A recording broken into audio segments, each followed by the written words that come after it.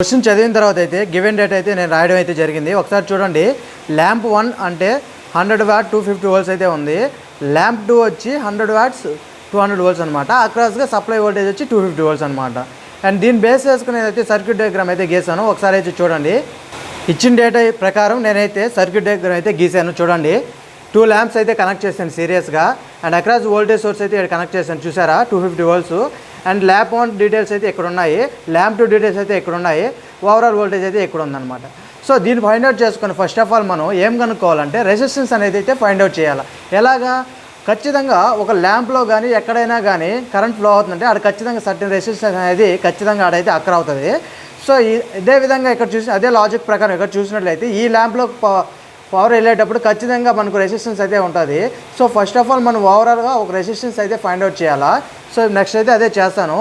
మీకు already voltage source idea ఉందంటే దాని ప్రకారం మనకు P = V²/R అనే ఫార్ములా అయితే మనకు తెలిసి ఉంటుంది. ఒకసారి రివిజన్ చేసుకోండి.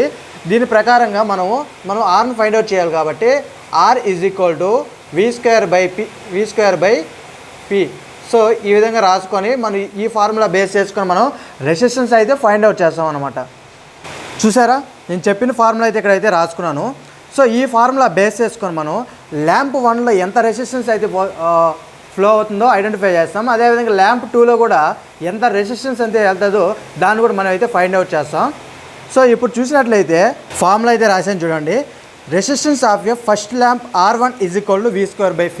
అంటే R1 ఫైండ్ అవుట్ చేసేదానికి మనం ఈ ఫార్ములా అయితే యూజ్ చేస్తాం అన్నమాట.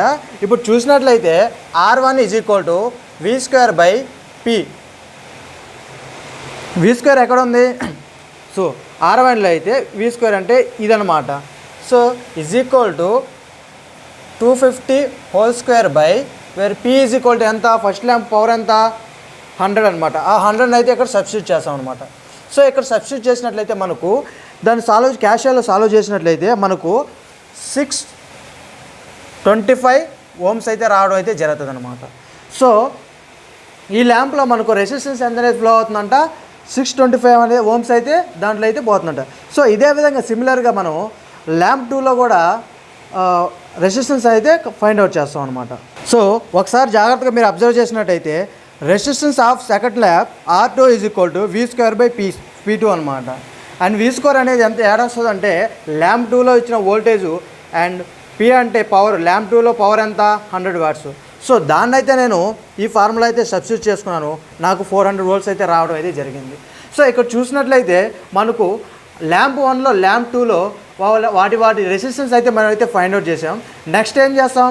టోటల్గా మనకు రెసిస్టెన్స్ అయితే ఫైండ్ అవుట్ చేస్తాం. టోటల్ రెసిస్టెన్స్ ఫార్ములా ఏంది? సిరీస్ సర్క్యూట్లో RD = R1 + R2. సో మనకి ఇక్కడికి వచ్చిన 625ని 400 అయితే మనం యాడ్ చేసినట్లయితే మనకు టోటల్ రెసిస్టెన్స్ రావడం అయితే జరుగుతుంది. చూసారా, మనకు వచ్చిన R1 R2తో మనం టోటల్ రెసిస్టెన్స్ అయితే ఇక్కడ ఫైండ్ అవుట్ అయితే చేసామన్నమాట. నెక్స్ట్ ప్రాసెస్ ఏంది? మనకు టోటల్ రెసిస్టెన్స్ అయితే తెలిసిపోయింది. మనకి ఏం కావాలా? ఇప్పుడు స్టెప్ 1లో క్వశ్చన్లో ఫైండ్ అవుట్ చేయమన్నా స్టెప్ 1 అనేది సర్క్యూట్ కరెంట్ అయితే మనం ఫైండ్ అవుట్ చేయాలి. అండ్ చూడండి, వచ్చిన టోటల్ రెసిస్టెన్స్ బేస్ చేసుకొని మనం టోటల్ కరెంట్ సర్క్యూట్ కరెంట్ అయితే ఫైండ్ అవుట్ చేసాం. ఎలా ఫైండ్ అవుట్ చేసాం? కరెంట్ ఫార్ములా ఏంది? I = V/R. సో ఇక్కడ చూసినట్లయితే మనకు అక్రాస్ 250 వోల్ట్స్ సప్లై అయితే ఇచ్చున్నారనమాట. సర్క్యూట్ అక్రాస్ 250 వోల్ట్స్ సప్లై ఉంది కదా. సో ఇది అండ్ మనం ఫైండ్ అవుట్ చేసాం కదా టోటల్ రెసిస్టెన్స్. దాన్ని బేస్ చేసుకొని మనం కరెంట్ అయితే కనుగొనడం అయితే జరిగింది.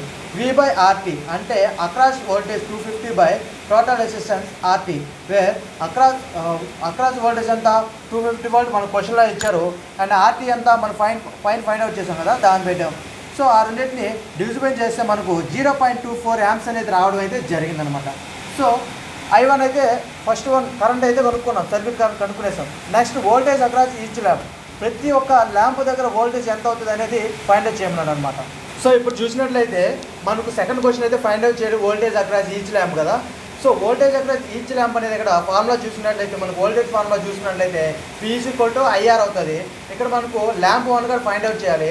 ల్యాంప్ 1 అనుకున్నాం కాబట్టి వోల్టేజ్ 1 రెసిస్టెన్స్ 1గా మనం అనుకుంటాం ఇక్కడ. సో కరెంట్ అనేది సిరీస్ సర్క్యూట్లో కామన్ కాబట్టి కరెంట్ అనేది ఒకటే ఉంటుంది అనమాట.